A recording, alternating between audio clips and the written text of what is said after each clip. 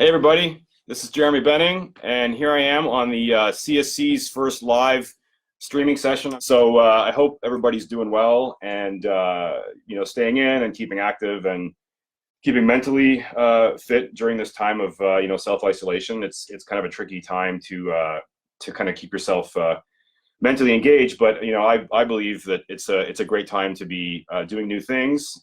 Hence, us doing these live streams. It's a new idea that we had as Christina and I were working on the website, the new CSC website in the last little while. We had this idea to do a live stream to kind of give people an update on what the CSC is up to, and also provide like an interactive platform for other cinematographers. So there will be more of these in the future.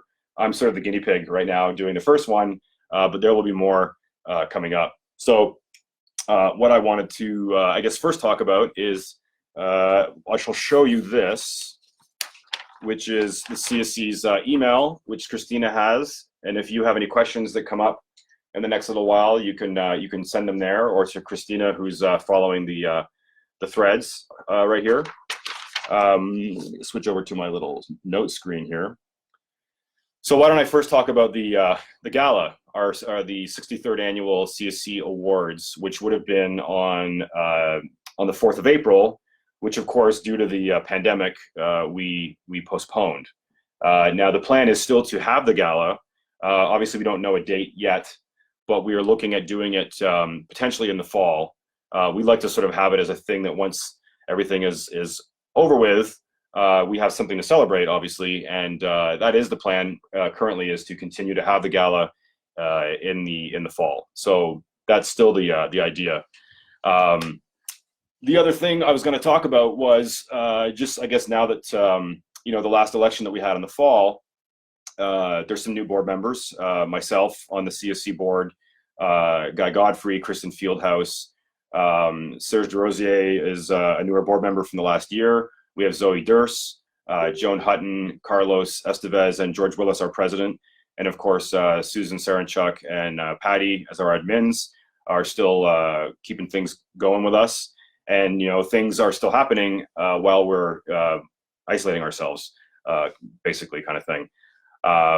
So we had the election in November. A bunch of us were elected, the three new members, and that kind of came from, in the last year or so, George Willis, our president, had this idea of a president's committee, which was basically to bring together, interested members in being involved in the society, to have these sort of like think tank discussions. And we had several of them over many months, which I think inspired a bunch of us to run for the board. And the members that are on the board now who are new are members of that president's committee. And one of the first things that we sort of started talking about when we got into the board was, okay, and in the president's committee was the idea of starting up a new website.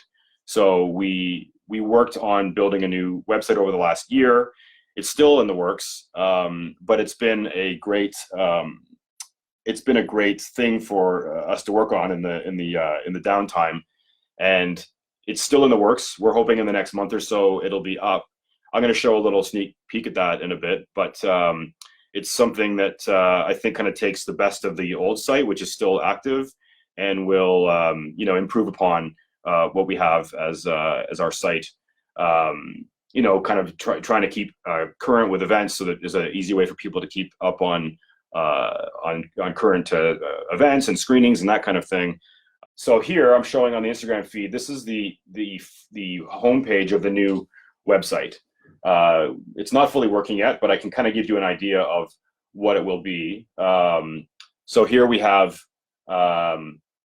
this is like a private link, because it's not actually public yet, so you can't really see it, but here is sort of the home page, which would have these three icons here would be upcoming events. Right now these are all temporary, of course, but there are several icons there. There's three, and they'll cycle through as new events come through. If I scroll down, you can see we've got this section here is basically a direct feed from our Instagram account, which of course has done very well. I think we have 43,000 followers on Instagram now, which, you know, in the last few years, it's gone from a few hundred in the last 5 years to now 43,000. And that's, you know, largely thanks to Carolyn Wong, who's been running that. Carolyn is the person who has been curating it and basically bringing in our full members to host the account every couple of weeks. So currently, right now, it's Barry Perel, CSC. He's posting his images daily. So the idea here on the new site is that there would be a feed of the CSC's Instagram account showing up here, so you'd see current, the latest images would keep cycling through, basically. And then if I scroll down further, here we have the magazine section. Right now it's showing 4 of the same cover, but the idea would be is that it would be the last 4 issues would be shown of the magazine. And maybe I should talk a bit about that, because for people who aren't familiar with the CSC, as the Canadian Society of Cinematographers, one of the benefits of being a member is, of course, all the events that are scheduled, the workshops that we hold, mentorship and seminars for new equipment. But we also have our print magazine, which is here. So there's an actual, this is the latest edition. Batwoman by Robert McLaughlin's as the DP is on the cover there. I'll show it over here. That's the new magazine, and there's 10 issues of that a year. So part of being a member, of course, is you get this magazine, which you know is quite insightful. It's got a lot of great information in it. So that on the website will be the where the magazine would be seen, and for members you could download the PDF of it as well from there. So if I go back to the top, there will be a section of a membership directory. So if I click on this,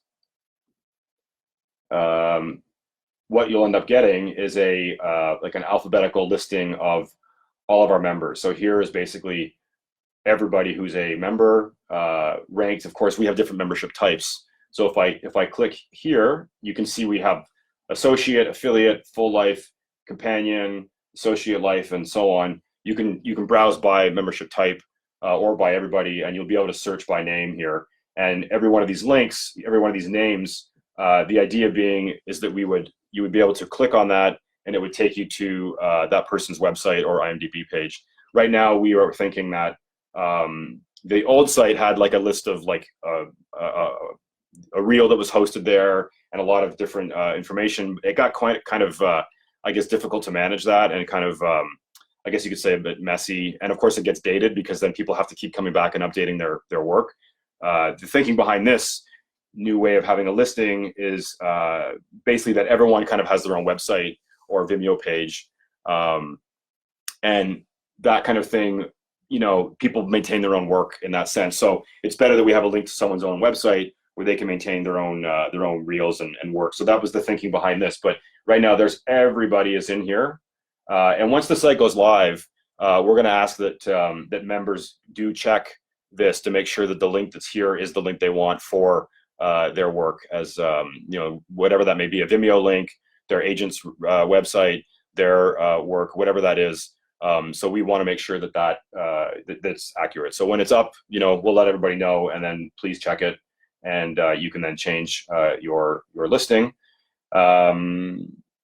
There will of course be there'll be a page that will have media on the site, which will be all of our podcasts and videos such as the Q&As from our screenings, workshop videos. That's a whole separate section. Photo galleries from events. There's a section here specifically for the awards, which if I go here, you'll be able to enter the awards here. All the different categories are here. Here's an example of a photo gallery from the awards. This is the new Envisionist Award, which was unveiled last year. So that's obviously going to be featured on the site. And what else? There's the magazine page, which will take you back to the magazine. And then all the contact information, which will direct you to the various email addresses of the CSC. So that's what we're working on as far as the new website. Let me just jump ahead. So let me just talk about the screenings for a minute.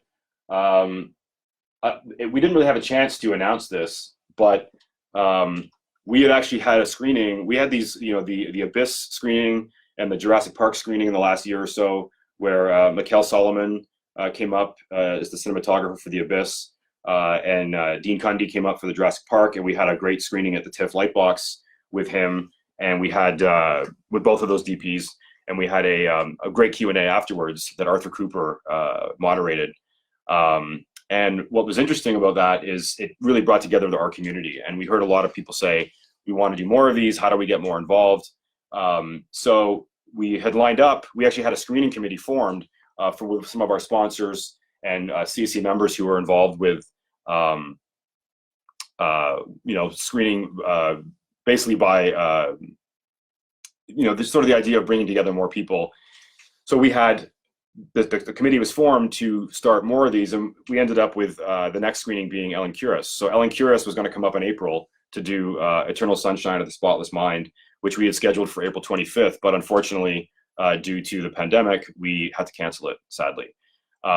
So hopefully we can reschedule that at a future date. What we have lined up is in September, we have Mark Irwin, CSC and ASC, lined up to do, Mark Irwin is lined up to do The Fly at the TIFF Lightbox. So the same idea where he would come in, we would screen, we'd have a Q&A, which is great because, Mark's roots are here in Toronto, so he gets to come back and see some of his old friends and talk about making that film, which of course is a classic science fiction film. So that's something that we're hoping, all things willing, that in September we can still do that, and that's the idea, that in September we continue the screening process and also hopefully the awards gala. So I have a couple questions coming in here from Christina. Peter is asking, will members be searchable by region? Yes, that's possible. We're still building that part of the site, so that is something we've looked into, and we can further explore that. Here, I'm going to switch back to this so people can see me. There we go. Justin is asking, will listings for affiliates, associates, and full members, or just full members? No. It will be broken down as a full list of everybody by last name, but you can also search by category. So you could search by just full members, associates, affiliates, and so on. So there will be a drop-down menu that you can choose which category you want to search within. So yes to that, Justin. There's another interesting thing I want to talk about for members, which is a new thing that we've kind of just worked out in the last couple of months. But a lot of you are probably familiar with Arthur J. Gallagher, formerly Unionville Insurance, formerly CG&B Group. Many of us as cinematographers have our equipment insured through Arthur Gallagher, and the CSC has always been involved with Arthur Gallagher to ensure workshops and that kind of thing. But now what we're doing is we were sort of adding additional insurance to the CSC admin and board, and that started this discussion with people at Arthur Gallagher, asking about talking about the idea of offering discounts to our members, which is something that hadn't really been discussed before. So what will be happening, and this will be a part of the new site, there will be a discount offered to CSC members who are either new clients of Arthur Gallagher or existing clients. There's now a new email address set up, which I will show, and Christina also has it. But this email address here, there we go, and over here. So that email address will be the email that's been set up specifically by Stephen Bordelon at Arthur Gallagher. And if you're a CSC member, you can contact them and discuss the discounts. They're offering kind of 10 to 20% discounts. It's still kind of in the works, but it's a very cool thing. It's the first time that we've been able to do that, and we all think it's a great value-added service as being a CSC member, because I know a lot of us own equipment. A lot of us have insurance, and if you don't, and you own a lot of equipment, you probably should have insurance on your gear. So that's, of course, they offer also, commercial business insurance as well. So that's a great new thing that we have coming out. It'll be linked on the new website as well. But as I said, that email address here, which is ggb.cscmembers@ajg.com. So grab that screen there. That's what it is. So that's exciting. Actually, here's something fun. Here, look, here's a picture of us as the new board. There we are. Look at us, we're all happy.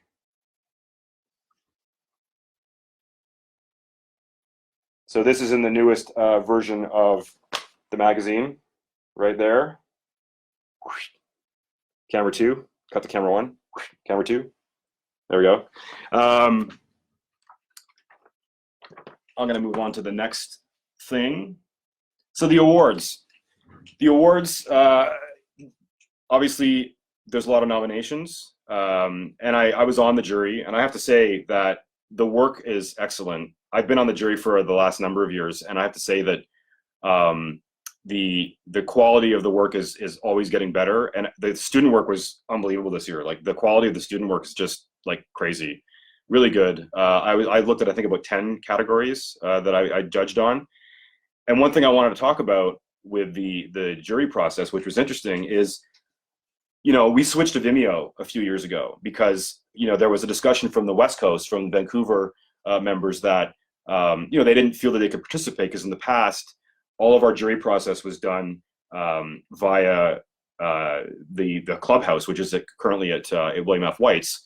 That's where the CSC's headquarters is, and that's where we would have these meetings where we would all gather as a group for each category, and we would have a big monitor set up, and we would talk about we would discuss each entry, and we'd have this group discussion about the work, and it was sort of a collaborative discussion, and a lot of our members who were on these juries really enjoyed that process.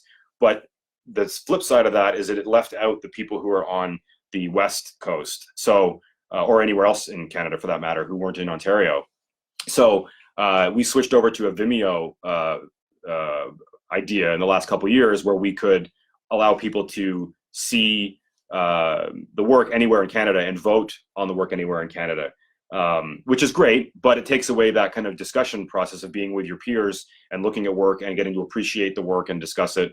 So what was interesting is this year, Brendan Stacy and Guy Godfrey and Boris Mazrovsky and a few of us were talking about the idea of like, wouldn't it be great if we got together at someone's house and we have like a group jury process to kind of bring back that group discussion process of the work. And it's a time for us to see each other as cinematographers, to talk about the state of the work in the industry, and looking at people's work.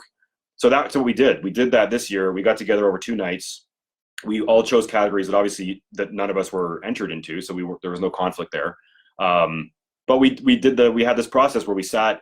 We did it at my place one night and at Boris's place the other night, and we sat and we basically looked at at the various entries, and it was a really great process that it brought us together. It allowed us to appreciate the work, discuss the work, the techniques, styles that we were seeing.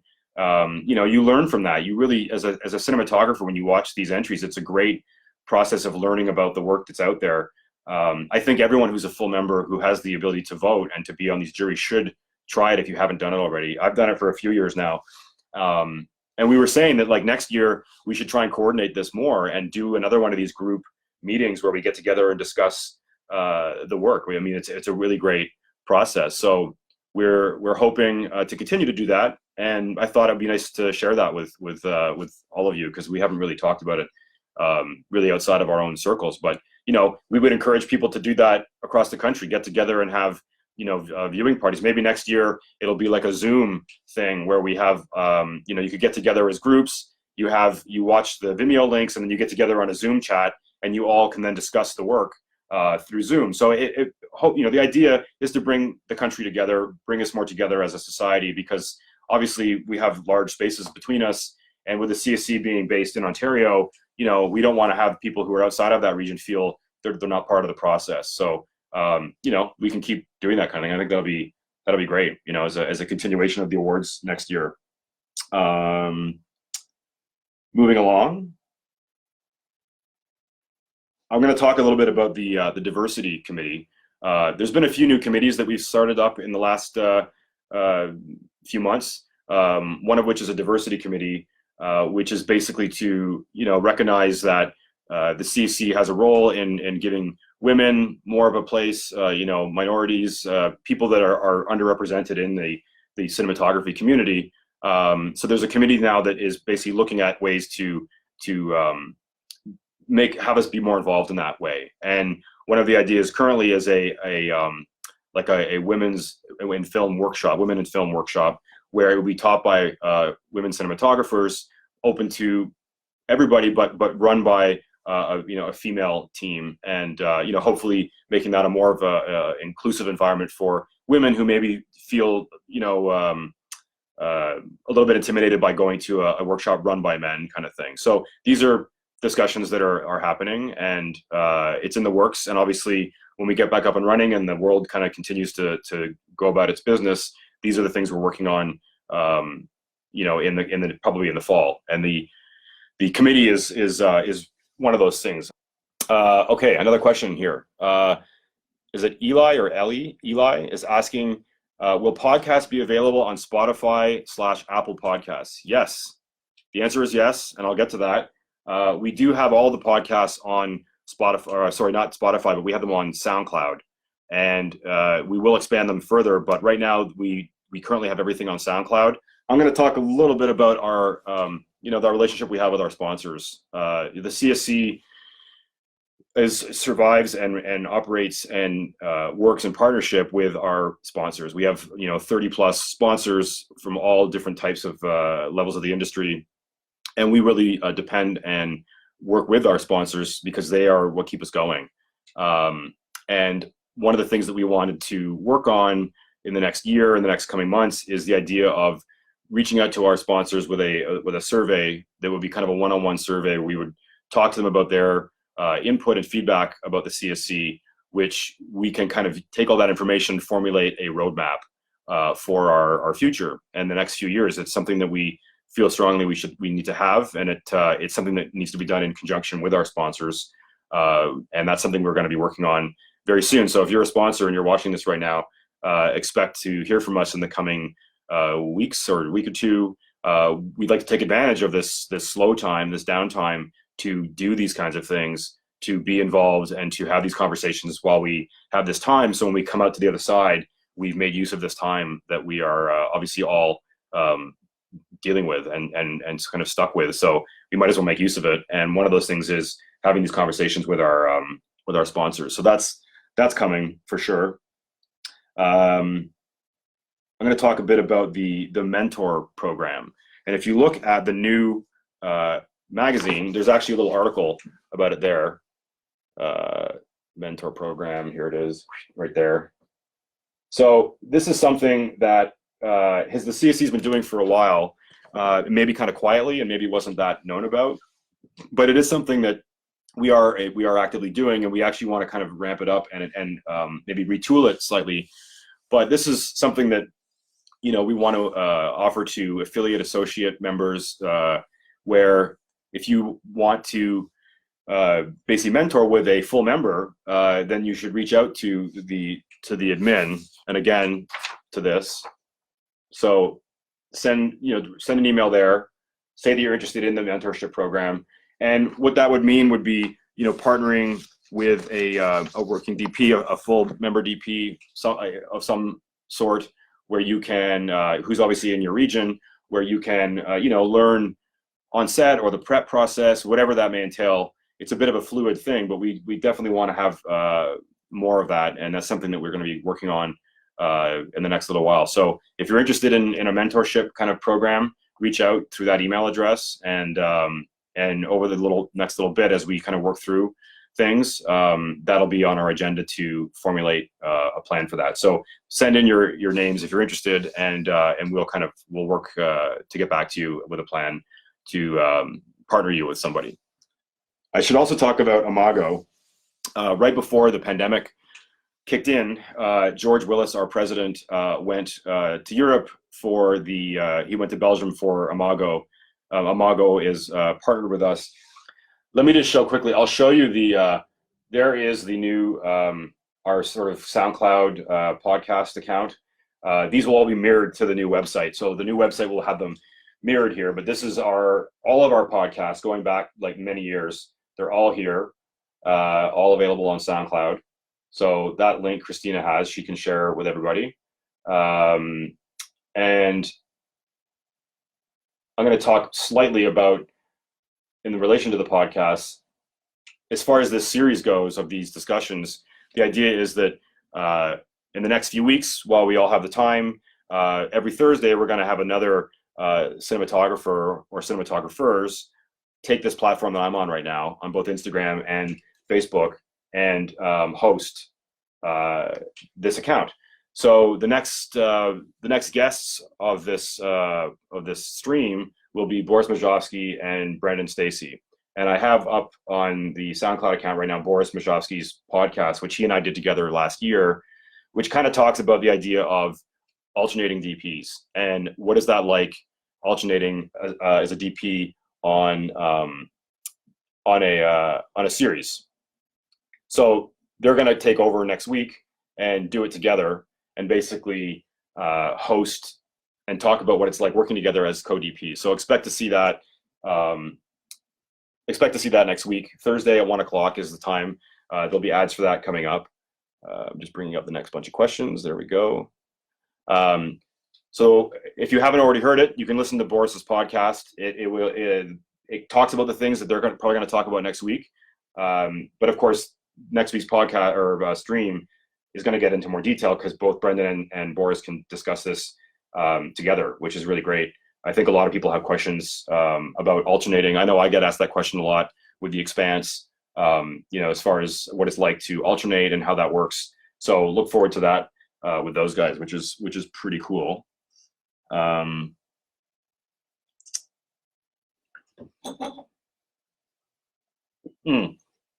Sorry, I got distracted.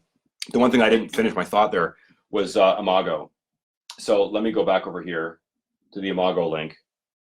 So that is the Imago website. So George was actually had headed to Belgium, to Brussels, to attend the Imago, their annual general meeting, or IAGA, they call it, AGM.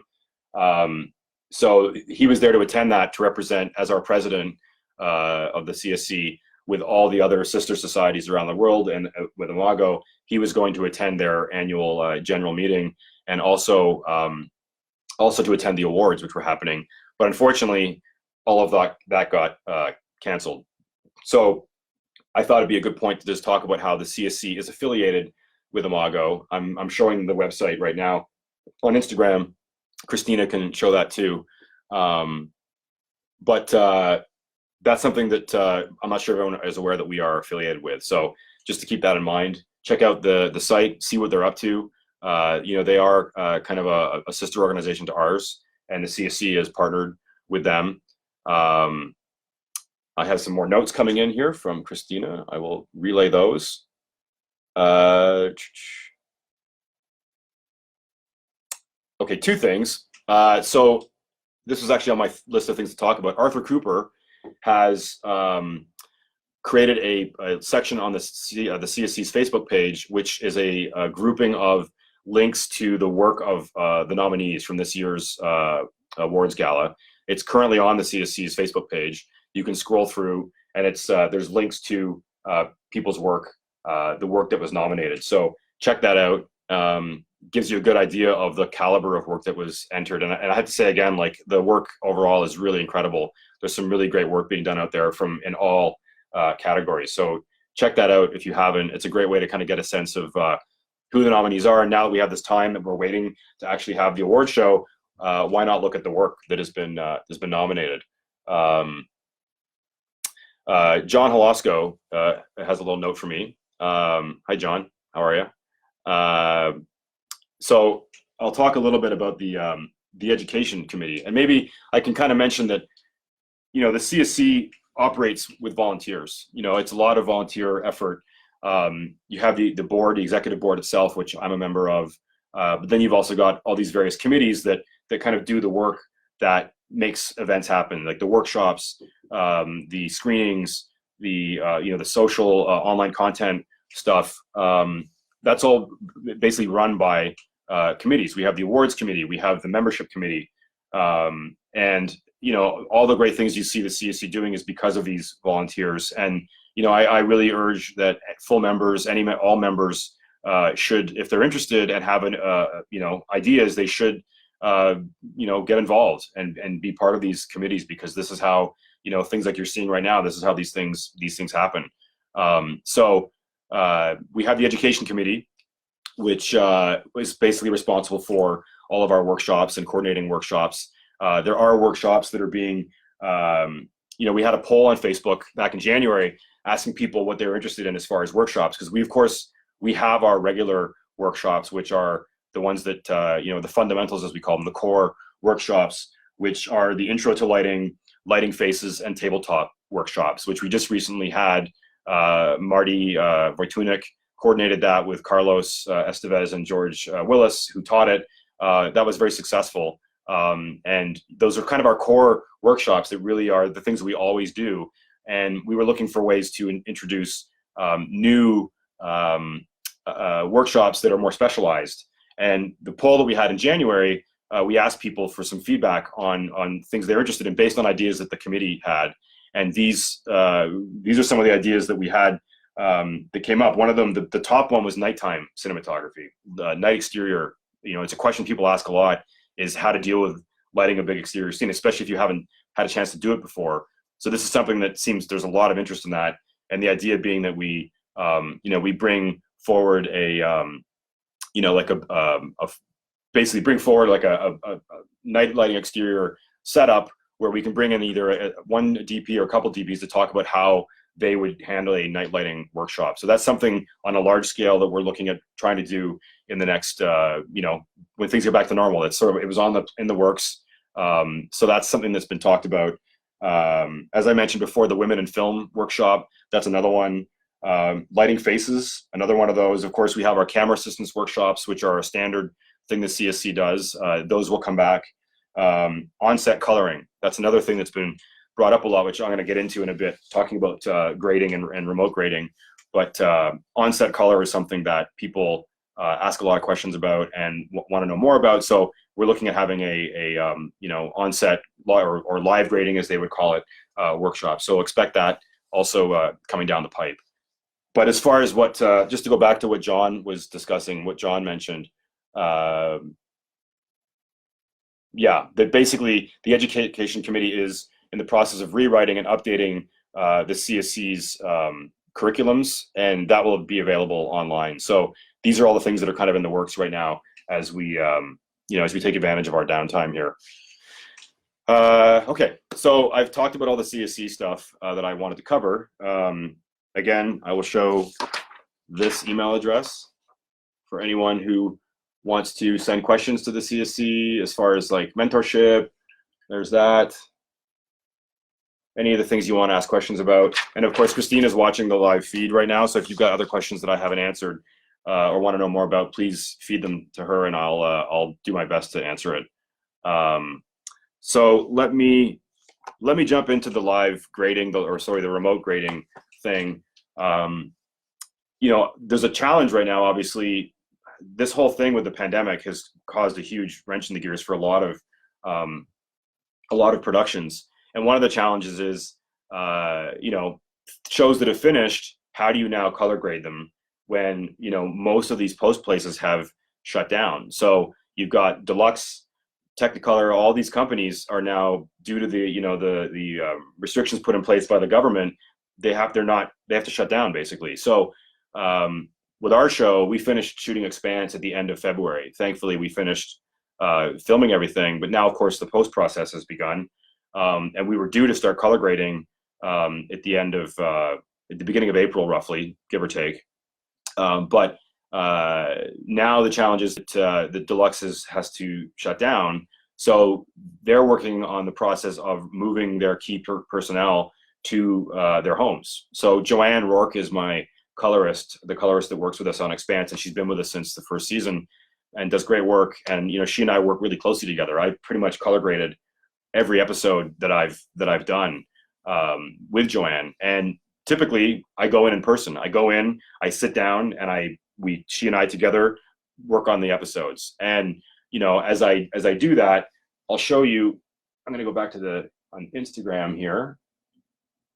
I'm going to show So here's an example of what I do as far as my workflow when I shoot. So I'm scrolling through a gallery on Flickr, which is what I use, that shows basically the stills that my DIT and I create on set. So we live grade, we set the looks as we're shooting in combination with the lighting. We're also live grading to set the look for every shot. So I create this gallery of stills, which basically I share with, these are from last season. So I share these with my team, with everybody, the production. And of course, Joanne also gets those stills. And she and I, when we get into the color grading suite, she's taken those stills and the settings we've created on set and has kind of already set up the general look of the show.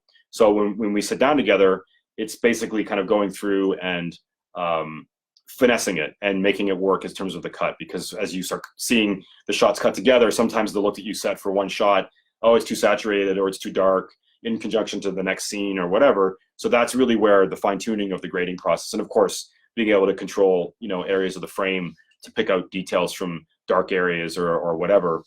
And typically, I shoot in a way that there's detail even in the dark. So we shoot to make it be dark, but we do it in a way that there's always that extra little bit in the file, in the actual original camera capture, so that if we're in the grade and someone says, hey, can we like lift that, I'm reconnecting on, sorry, I just lost Instagram for a second, but it's back.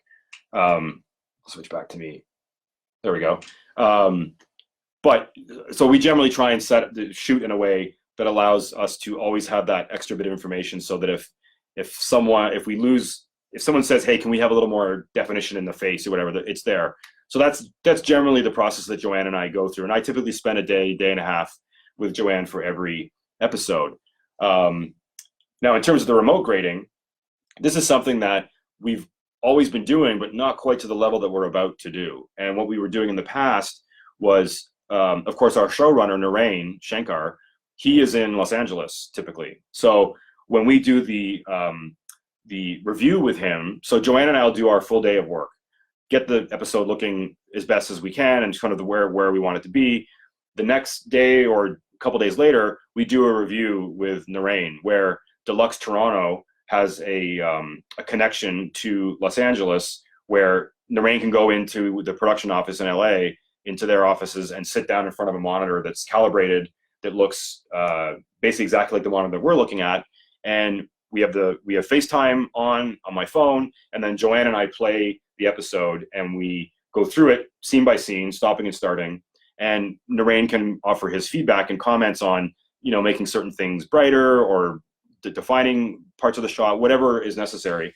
But that's all done remotely, and it's a really great process because he's seeing what we're doing in real time. So as Joanne makes an adjustment, he sees it happening like less than a second later, depending on the latency. But last year, we switched into shooting, or finishing rather, in HDR. So not only were we 4K, but we were also 4K HDR. So this was a first for us, doing remote grading in HDR. So we did that successfully last year, and we're going to continue to do it this year, which leads me to the process now of how do you deal with color grading when you're self-isolating. So having talked with Deluxe in the last couple of days and with Joanne, the process is now that Deluxe is working on moving a system to Joanne's home so that she can work from home. And then myself, the showrunner, our VFX teams will be set up with a calibrated monitor, so that we can be at home doing the same thing, talking about basically the grading process remotely in each of our homes. So as far as that goes, I'm going to just flick over here because people often ask, what monitor is that? So this is the monitor that I have become accustomed to and a huge fan of, is the LG series. Currently it's the C9. It's called the C9. That is what Deluxe introduced me to a couple years ago. It's a 4K OLED HDR monitor. I believe it's around 900 nits, which of course nits is the brightness level that the monitor can show a maximum of. And so we have had that monitor on set the last couple of years as kind of our HDR like check reference monitor. but it's an incredible monitor. I mean, I have to say, when you put it up against the Sony like X300, the reference monitor that Joanne uses, a lot of places use it, it's like a $40,000 monitor. It's amazing. It's a 4K OLED Sony, unbelievable monitor. But you put the LG C9 next to it, which is like a $2,300 monitor or whatever, but you know, it's been calibrated properly, and it's pretty good. Like, it's within, I don't know, 15-20% or less maybe of overall quality, but it's a very good way of judging what Joanne is seeing on her $40,000 monitor. So having seen them side by side in the same suite and comparing those two monitors, I know that it's actually really quite good.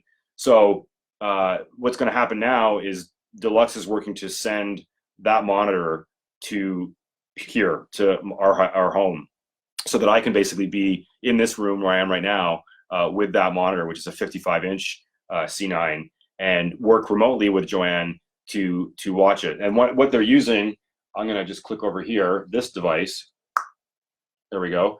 It's the Streambox Chroma is what Deluxe uses in conjunction with other systems, but one of the things they use and they have been using for a while is something called the Streambox, and it's an encoding decoding box that basically sends the picture from Deluxe to wherever it needs to go. So what I'll end up having here is that box, which is interesting that it's sort of made this possible that you can now watch 4K HDR, very low compression, low latency at home. So in the coming weeks, as this gets set up, the idea is that we will continue this discussion here. I'll come back and talk about it once I have it set up and Joanne is set up. And Deluxe, right now, they're really working hard to get all this working, so they didn't really have time today to be involved with this conversation. But we will eventually get into that. I'm going to show it later, how Joanne is set up, how I'm set up here, so that I can continue to grade the show even while we're down. So the Streambox, which is what I'm showing there on my Instagram screen, that is what Deluxe uses, and I know it's kind of an industry standard. It's also used for remote sound mixes, so they also do the sound mixes this way. They'll have the 5.1, or now it's Atmos theaters set up where you have this remote mixing theater that you could be in one city listening to the mix, and someone could be in another city somewhere else listening to it, and you're hearing the same thing, which is really cool that it applies both to picture and to sound. I think that's pretty amazing. So that's what they're working on. I'm actually going to bring in an old friend of mine and a colorist that I've worked with before. Mark, if you're out there listening, I'm going to give you a call in a second. But Mark Cooper is a senior colorist at Technicolor.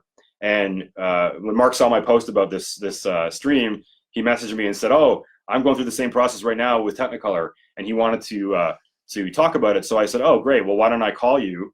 So I'm going to call Mark right now. Let's see if he's watching. I think he is.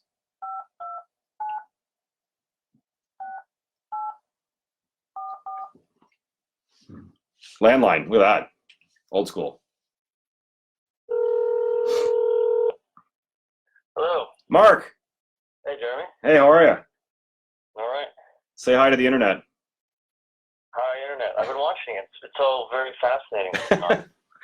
Well, this is great. This is a fun topic and very timely. And it's funny that when I posted this, you reached out really quickly and said that you were in the process of doing the same thing. So maybe do you want to talk a little bit about how that came about and what your process is going to be? Well, I've been listening to what you're saying, and exactly the way you described it is how we've been doing it traditionally. You know, having someone in Toronto, having someone in Hollywood, and they come down and sit and watch it on our fancy monitors. And then, what do you do when, our clients and our artists are at home? So what are we going to do? So yeah, one way is to use Streambot, which you're doing. And, we have a client that's doing that as well. We have the same monitor on Streambox. The LG C9? Yeah. Yeah. And it's one viewer at a time though with that, per box sort of thing. So right. It's expensive, right? What we're doing is we have an app called TechStream. So on this app, you can have up to 6 people join in to do the grading session on their iOS device. There's 2 Netflix shows I'm working on that have iPad Pros. which we vetted at Technicolor and shipped out to the clients. One shows using 5 iPads, the other has 3. Okay. And it works on your phone. If you have a retina display, the color is pretty good. The app works for VFX sessions, edit sessions, whatever you need. And it's Wi-Fi or LTE. So that's what we're trying to do right now. What's the name of that app? It's called TechStream. TechStream, and that's a proprietary Technicolor app? It is. So if you book a session or have a session booked, we'll send you an email, confirmation code that you can dial in, and then you're off to the races. That's cool. It's been working pretty well. Like I said, iPad Pros are what a couple of our clients are using, and I looked at them in my room with the Sony monitor, the X300, and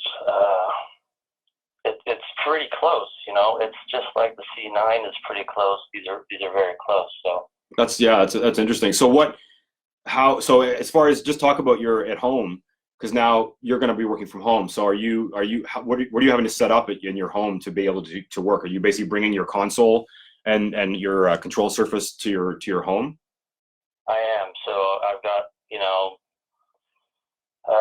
got to have X300 to reach the A250 Sony, which is the SDR for like the output of the CMU. We need right. We need color system. We need panels. We need and a bunch of tech that gets basically my feed out to the TechStream app. But that's kind of through Technicolor, downtown secure line, et cetera, et cetera. So. Okay, and then that. So basically, do you actually have like the server in your house, or are you controlling that remotely? It's going to be a remote thing because of the online, content security. There's a whole bunch of things that have to happen. So I can't really speak to the ins and outs of that, other than the fact that it has to be a secure right line, and we also need our clients to get permission for all this. If they want to move forward, it's kind of a must-do.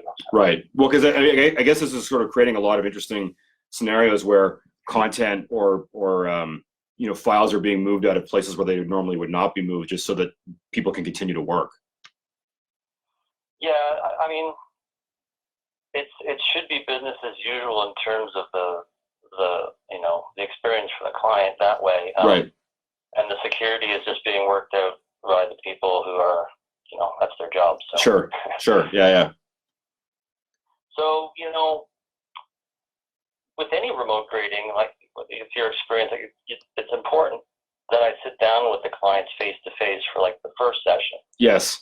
Especially if they're, new clients. So that might be a sit down in Toronto, or it might be in LA. And then you get a feel for the aesthetic, their working style.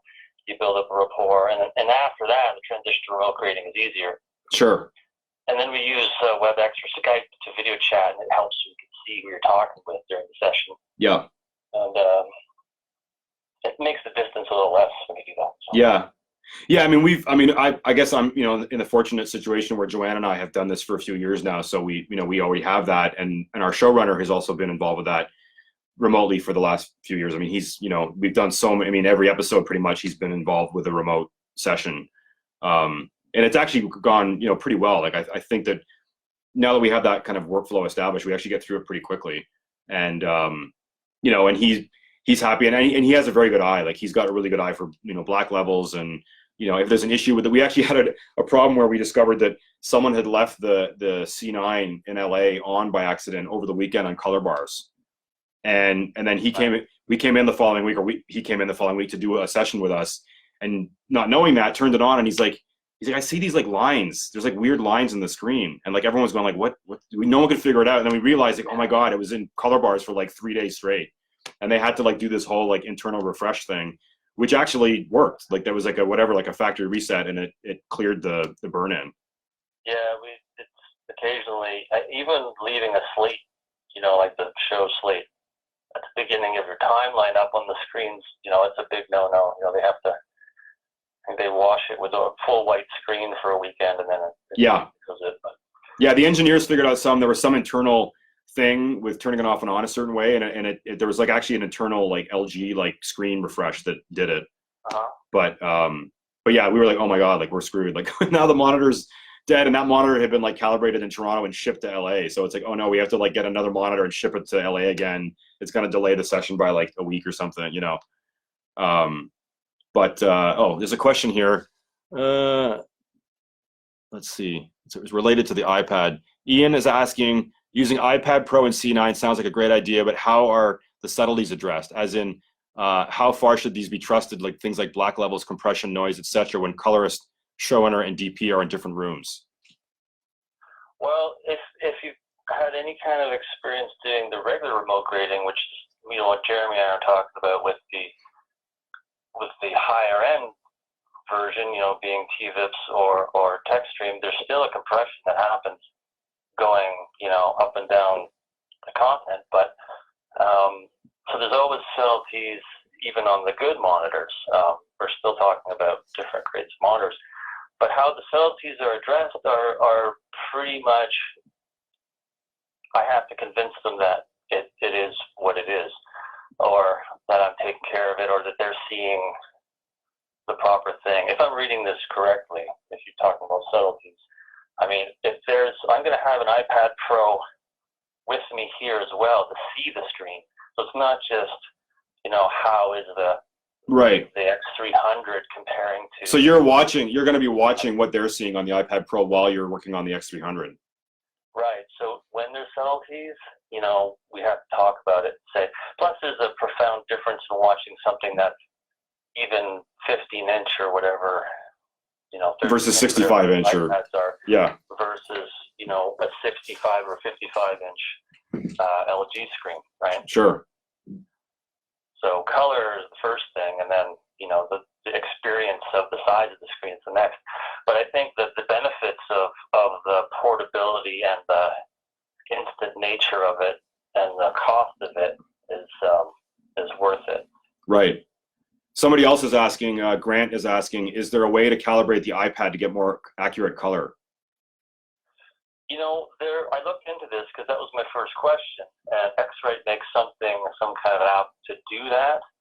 But I had 9 iPads in my room,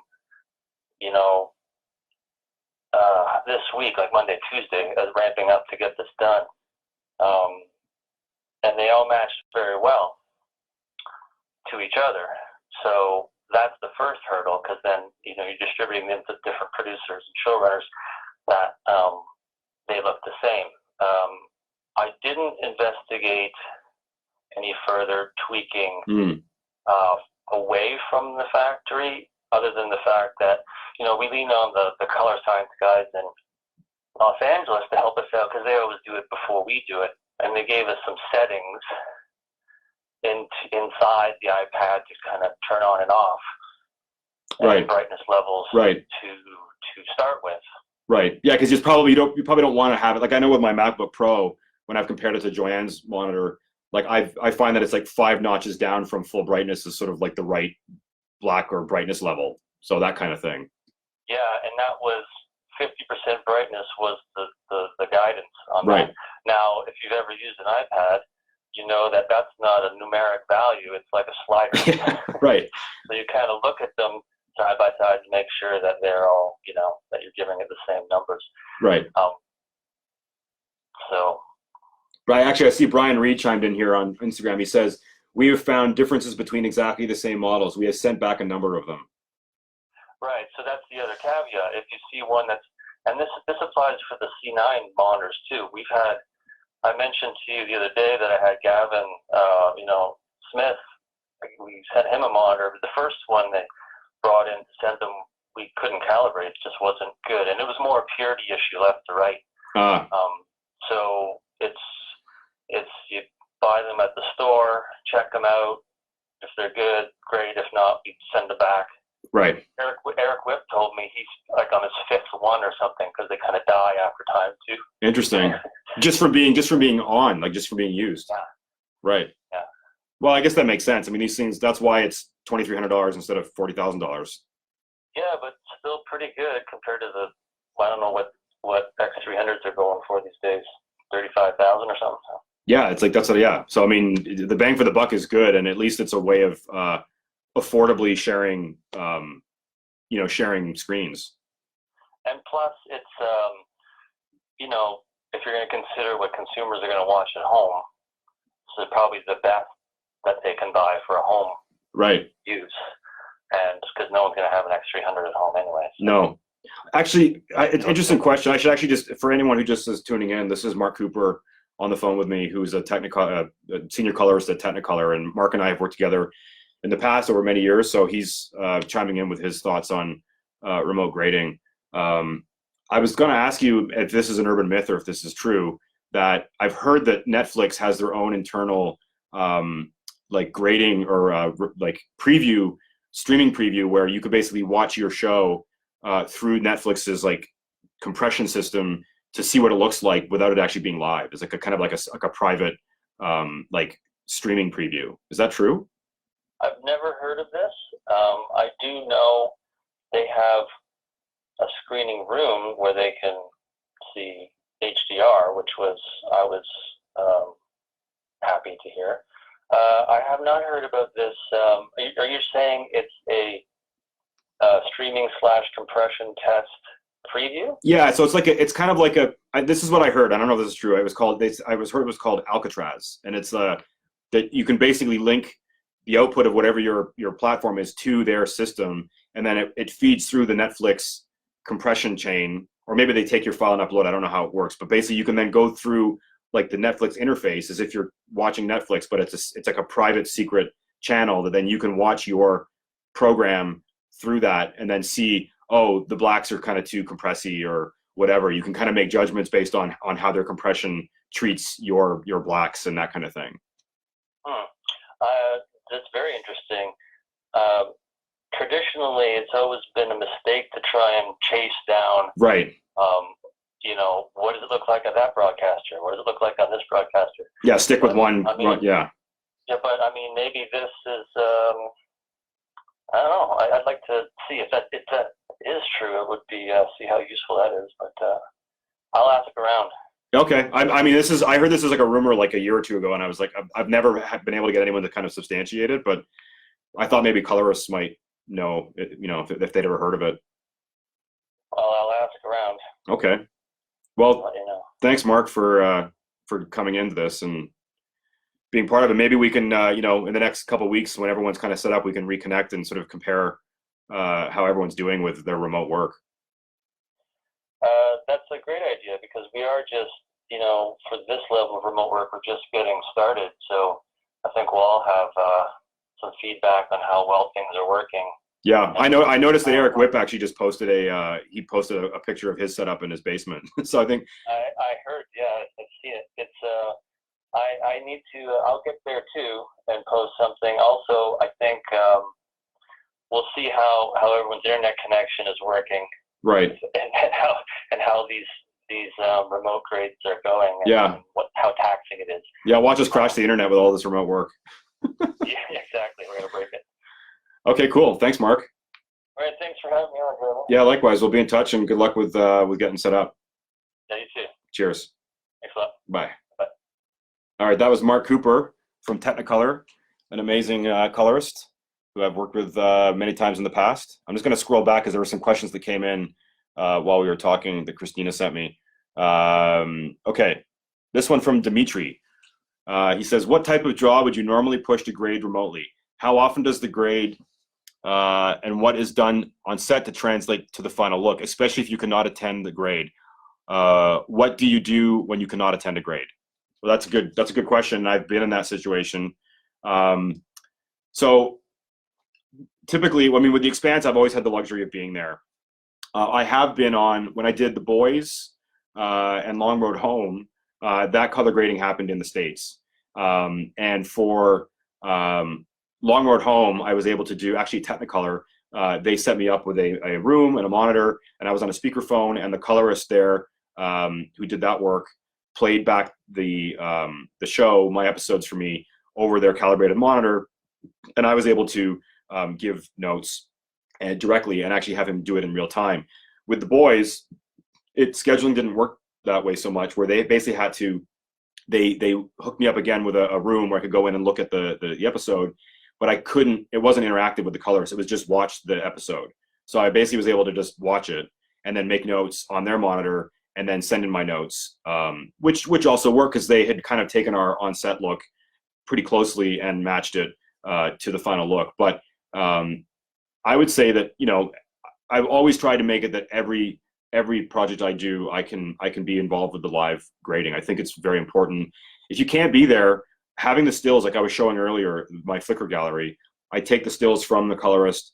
I put out I mean, obviously it depends on the production. Some productions won't allow you to do this because of, you know, intellectual property control and that kind of thing. But for shows that allow me to do it, I will create a private Flickr gallery, post all the stills from the DIT, share it with everybody, editorial, post, production design, you know, makeup, hair, wardrobe, everybody. So everybody can see what everything looks like. And it's a really great way of kind of like, I do it once a week, every Sunday. That's my routine.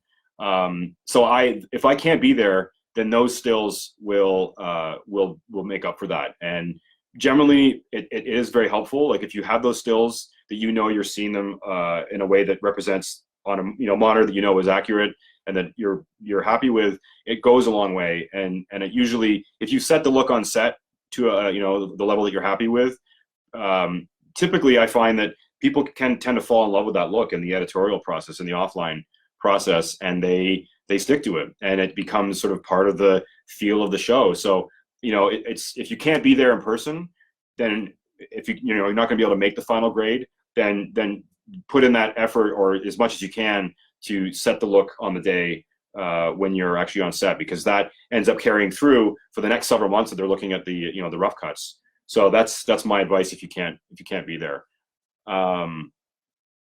There's another question here. How do you prepare and create the looks for your productions? Lately for me, it's been obviously the discussion with the director and the production design team, but it's been very helpful having concept art. So, which actually leads to a really good point. I brought this book upstairs here with me. That's it's an Expanse Art Book, and that book, which is right here, is basically full of concept art. And this concept art, here it is. There's the book. There's the book. And this book is full of concept art that we use to basically figure out the look and the feel of every set and scene that we build. And the guys at Northfront Studios, Northfront are super talented, bunch of designers there.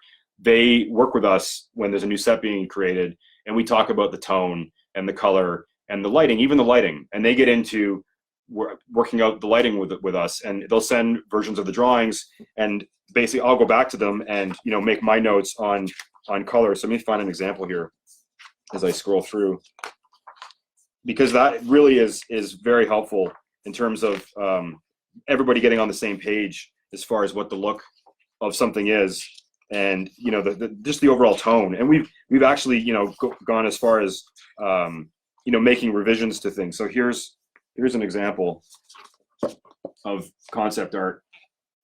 Let's see, can you see it? I gotta stand up so I can see it properly. There. So like, there's an example of, you know, that's a look and a feel that we created from scratch. I'll show the Instagram folks over here. So, you know, that's an example of working with the concept artists to come up with the look and the feel. I'll see if I can find one more example that kind of gives a good sense of it, because it's really helpful. Oh, here's some really good rough one. This is from season 1, but these kind of you know,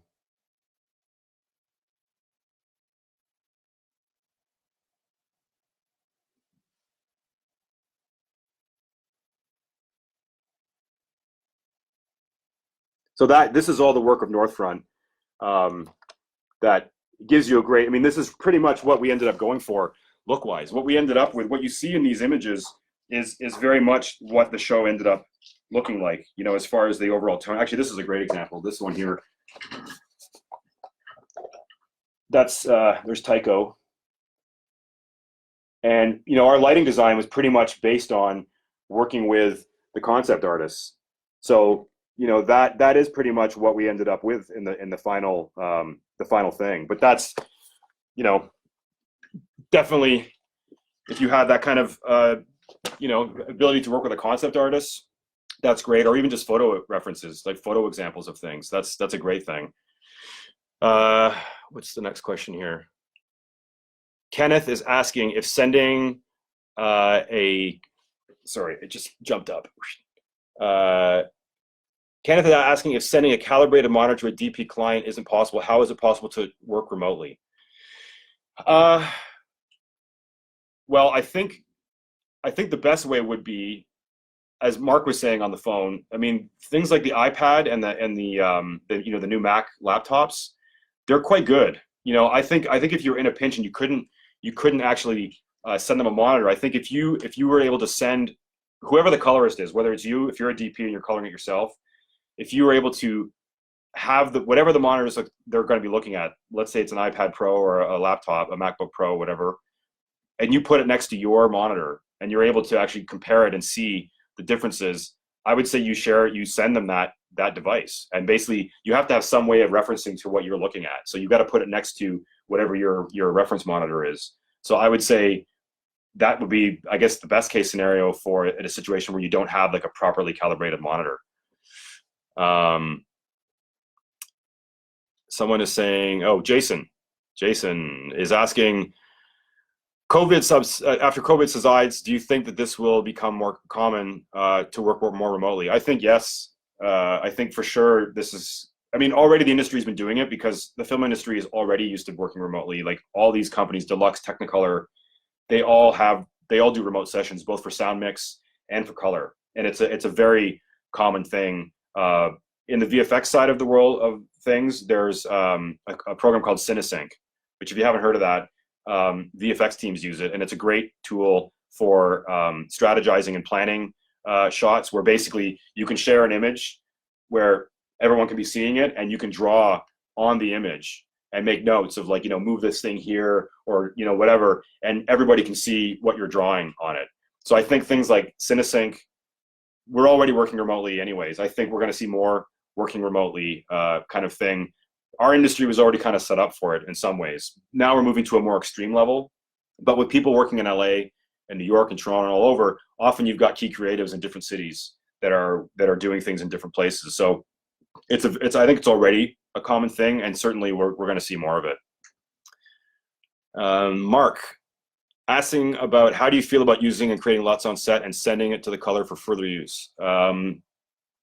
I say yes. I think that's a good thing, and I already do that, and I think it's a great way to kind of get started, so that when you walk into that color suite in the final grade, you're already kind of halfway there. I think for sure. I say yes. You know, Mario is asking for advice on DPing his first sci-fi short film genre. Maybe Mario, maybe ask me more specific as far as like what you want to know. It's a pretty broad topic that I could go off into many directions with. So if you got a second, you could write in. I don't know where you are, if you're in Instagram or Facebook. I've kind of covered a lot of the things I wanted to talk about. So I'll kind of maybe just stay open for a bit if anyone has any other questions. But I think I covered a lot of the things I wanted to you know, update on the CSC and with both and with color grading. Benji is asking, how do you control multiple versions of monitors on set? Well, I would say, here's what my take on it is. I worry about the two monitors that I'm looking at, which are my DIT's monitors. Those are like the hero monitors.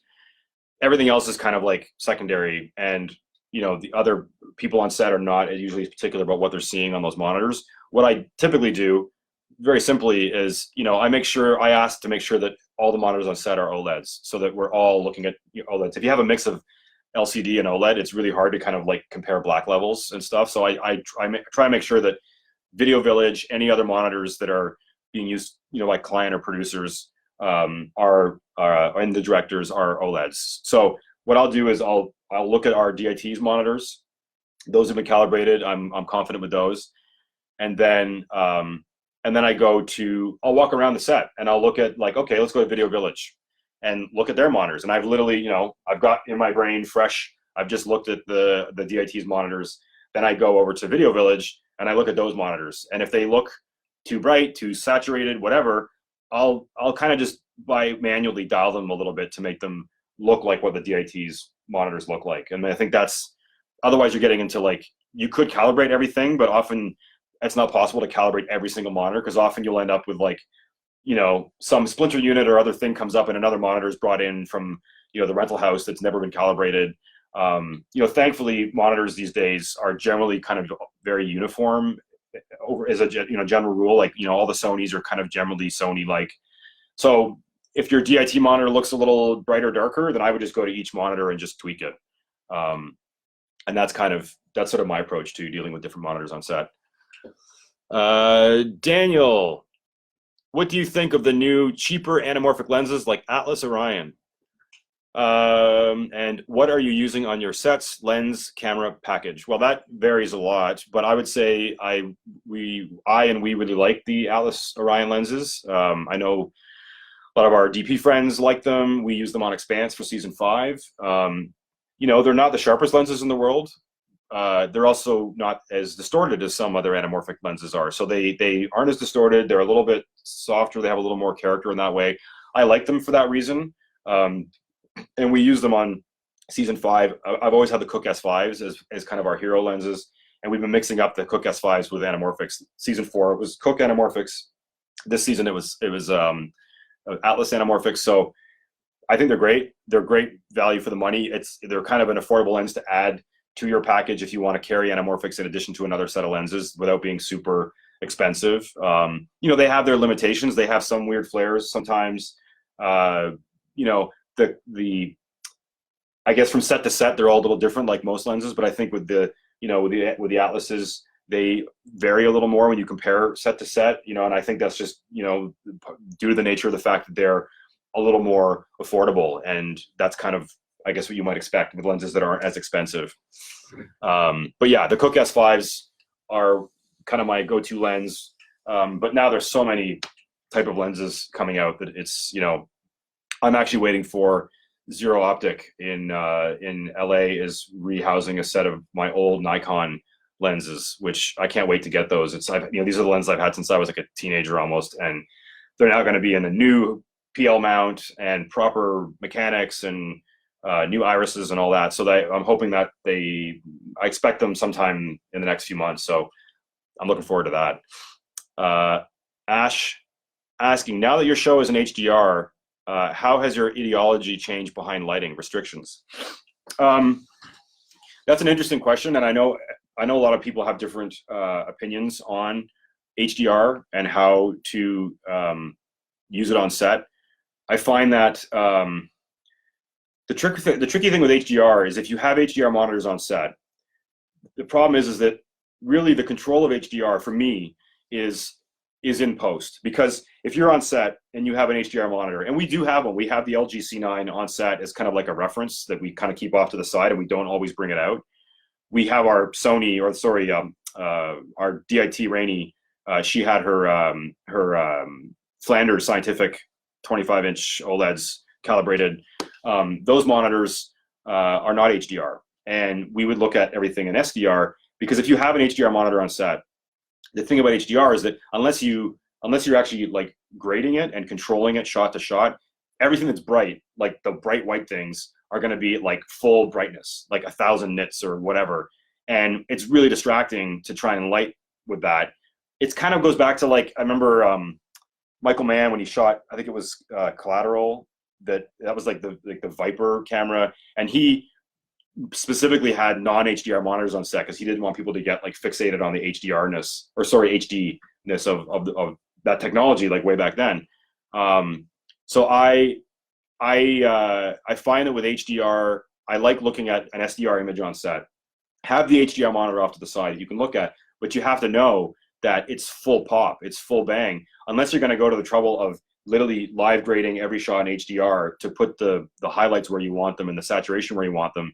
That's not really practical when you're on set live. So it hasn't really changed the way I light on set, other than that I'm conscious of things like, obviously our sets in our show are a lot of practicals, exposed practicals, and LED that's exposed in the walls and the ceilings and stuff like that.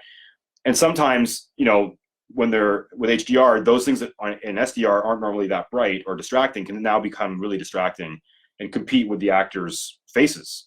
So I've found that I'm like, knowing that and having been in the color suite in HDR, sometimes I'll tone those things back. I'll pull back things in the background that I know in HDR are going to be a problem.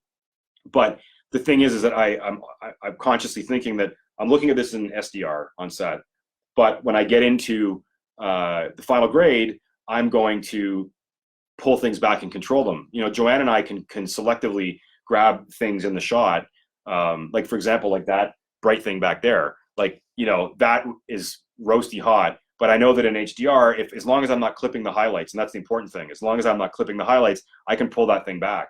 So I'm kind of like, if that light needs to actually be a light source and throw light into the shot, I'm not going to dim it down to the point where in HDR it looks good, because then it's not lighting the shot anymore. So it's finding that balance of making sure you don't clip the highlight, that you can still control it in the grade, and that knowing that you're going to be able to control that later. So if you look at it on set in an HDR monitor, it's going to look like crazy bright.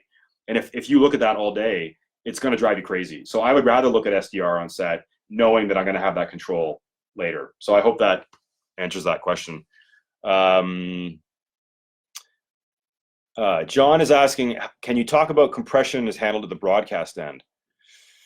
That's tricky because I don't know a lot about that. It's not something I really deal with per se. And, as Mark mentioned on his call earlier, it's really best not to chase that dragon in that sense. Like, stick with your hero reference monitor, look at that, and don't try and think about what the compression is going to do later, because otherwise, so I don't really get into trying to think about that too much, because it's kind of beyond my control. And there's so many ways of things being compressed that really you have to focus on your hero thing, your hero image, and know that that's what you're trusting. Adam is asking, what do you use as your onboard monitor? I don't really use one anymore. Because I don't really operate much. I own a couple of small HDs, and that's sort of become the thing. But I don't use one so much on set because I'm not really operating as much. So, but for personal use, we have our own C200 here at home, and we shoot our own projects with it. And we have I think it's the OLED, the first OLED small HD that came out. I mean, I know there's better ones now, but for me, that's fine. I'm not really using it to judge that much. And I know there's a lot of opinions on onboard monitors, so I don't want to wade too far into that. Let's see. Jordan is asking, do you shot list extensively with being on a VFX heavy show like The Expanse? Yes, we do. It depends on the sequence, but anything that's quite complicated, technically, we will storyboard and shot list it pretty heavily, and we go through. Basically, it's a sequence that involves a lot of elements, because often we shoot elements that are not shot at the same time in different stages, different, full set, some blue screen, and they all end up getting tied together. That stuff you really have to go through, because sometimes you're shooting a shot where the camera's like this, and then it's going to be comped into a shot where the camera's like that, and the actor has to be this way, and then in the other shot they're like this. So that has to be planned out so that you know that you're shooting everything at the right angle, and that the sun is from here, and then in this shot the sun is from here, and it has to all line up. So that stuff for sure we plan out. And VR has become a big help for us in that way. We use VR in conjunction with our art department. The sets are designed in 3D, obviously. They get imported into a VR program, and then we can go in with the goggles and the controller and like literally be in the room, in the set, in 3D virtual space, and plan stuff out that way.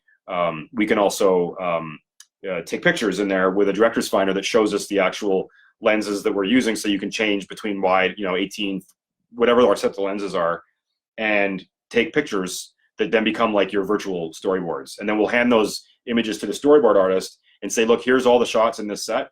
This is the sequence. Now they have to just add the people into it. And it's really helpful for stunts and VFX to know where the rigging is going to go, what part of the set has to be removed to get the wires in or whatever. So to answer that question, yes, definitely we shot list and we plan that stuff extensively because time is of the essence when you're in television.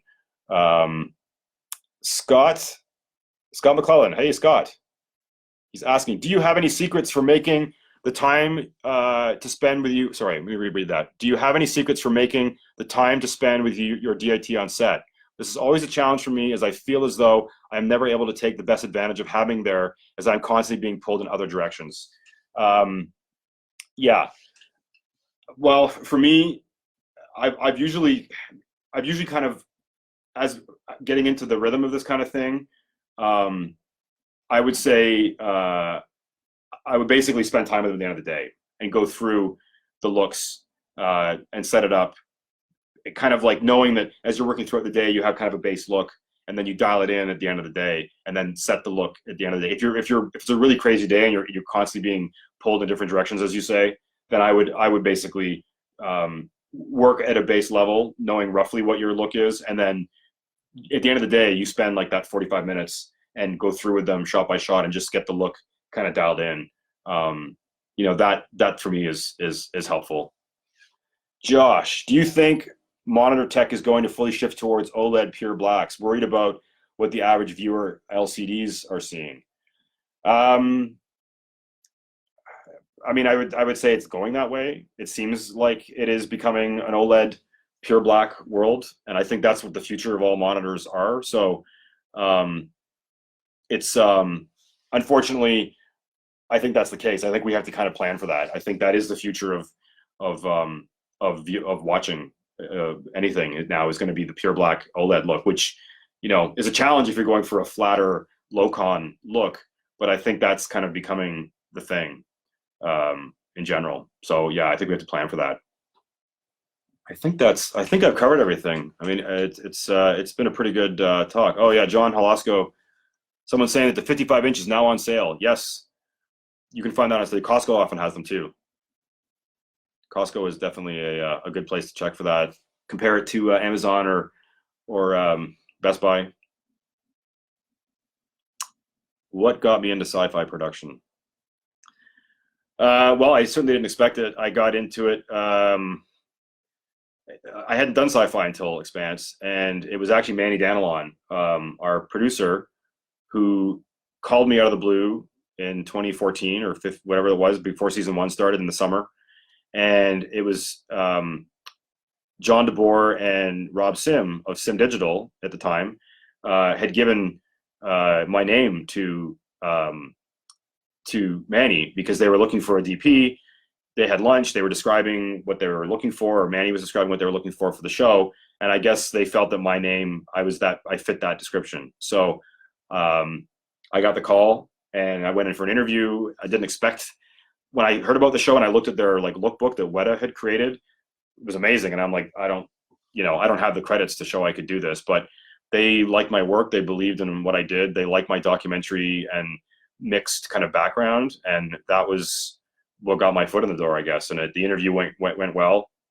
And the guys at Alcon, Andrew and Broderick, they talked to me and they had confidence. And Terry McDonough, the director of the beginning of the first season, was a fan, and I had never met him before. And that was kind of how it started. And, now here I am 5 seasons into sci-fi, and now, people think like I'm the sci-fi guy, but I didn't really start that way. It was just, I was sort of sucked into it. Let me flash the emails one more time before we go. So this is the Arthur Gallagher email for CSC members there. Keep that in mind. There it is over there. Right? And this one that fell. There you go.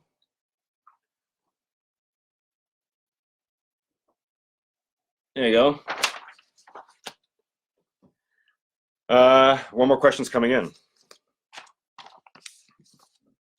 And of course, check out the newest magazine. There it is, with Batwoman on the cover. Great cover. Hats off to Yannick Lowe, the photo editor, for these great covers. There we go.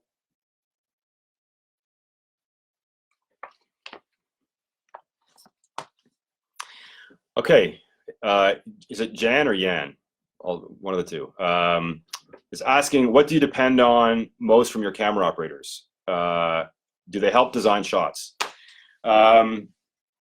Yes, well, I should talk about, so Jason Vieira is my A camera operator, and Jason and I have worked together for many years. And, you know, the transition for me into television was something where, you know, I used to operate all the time. I was an operator. I was a Steadicam operator for a long time, learning how to disconnect myself from being the operator. On a larger show, you can't operate really yourself, because there's too much going on. You have to kind of delegate that, and you have operators working for you, you know, typically an A and a B camera. So I would say, you know, having those operators that you trust are extremely, it's a great part of the job. You know, I mean, working together with someone like Jason, you know, he's super talented. You know, we've worked together for so long. He knows my thinking. He has his own style. Working with an operator like that, where it really frees you as a DP, because now you can get involved with the shot, with the director, the blocking, you work it all out, and then you can step away and not have to worry about the minutia. Once you figured out what the broad strokes of the shot are, you don't have to be dealing with those little details, because those operators and their team of the dolly grips and everyone as a team are making those shots happen. And then you can go back to lighting, because, you know, time is of the essence, especially in television. You've got to get that shot going as fast as you can. So I really value that ability to work with those operators that are talented, and that you have that trust. I mean, you want to build that rapport with someone, and there's a lot of great operators out there, and I'm really fortunate to have Jay, and, you know, Kevin Jewison has been with us. We had Eric Gerard this year. You know, there's a lot of, it's great having that team of, like, it's a family thing. It's a creative mutual discussion. So yes, I would say that, you know, I just want to make sure I answer the question fully. What do I depend on most from the operators? Well, I think really it's that trust. I depend that they're, you know, that they're going to work with the actors. I mean, the operator is such a key person on the set. They are basically the eyes of the set. When you step away to go work on lighting or whatever, they are making sure that the extras are in the right place, that the set dressing is in the right place, that there's no technical problems with the reflections of boom mics or any of that kind of stuff. You know, you really want them to be those eyes for you, and you depend on them for that, to make sure that while you're working on getting the shot lit, that they're looking out for all those little details that are going to be like, oh, we got the shot's not working because, you know, that person's in the wrong spot, or the chair in the background is in a weird place, whatever. All those little things that you end up kind of fighting in the frame, that's what a good operator does, and that's what my team does, you know. And yes, they certainly help design shots. I mean, they often, you know, the shot will start as one thing, we work it out, you'll go away, work on the lighting, and then they're ready to show you like a second team rehearsal with the stand-ins, and it'll be like, hey, look, I've managed to, like, I've made this shot work into like two things. Now there's like, it's this shot that we talked about, and I've made it kind of do this as well. That's what you get with, you know, a good collaborative operating team, is that they make the idea of the shot, they improve upon it, and the shots are better, which, you know, that's great. It makes all of us look good and you know, feel like we're part of that creative team. You know, the directors love that. They want to see that kind of initiative from their operators. Well, I mean, I guess I can kind of wrap it up here. I can say that, you know, for anyone who's not already a CSC member, that, you know, now's a good time to join. You know, you can find links to on the original website, still has links to how to join, what the different levels of membership are. You know, the benefits are kind of things that I've already been talking about here. Follow us on Instagram. We have our Instagram, which you're already following it over here. But for those people over there on Facebook who aren't following it, we also have our Twitter feed. So tune in next week. Look for Boris Majovsky and Brendan Stacy. Thursday, 1 o'clock. They're going to be talking about co-DPing Titans together. So that's going to be a really cool conversation, and I'll be watching from the sidelines. And we'll come back in a few weeks, and we'll have another discussion about remote grading. Once I have it set up here and Joanne is set up, we'll have another discussion about how that's working. And and as Mark mentioned earlier, maybe we can bring Mark back and have that discussion too. So thanks everybody for coming. I'll see you soon. Stay well. Make sure you get fresh air once in a while, and be creative. Don't let this time get you down. Do the things you always wanted to do. So I will see you all soon. Enjoy the rest of the day. Wait, over here. Goodbye, all. See you soon.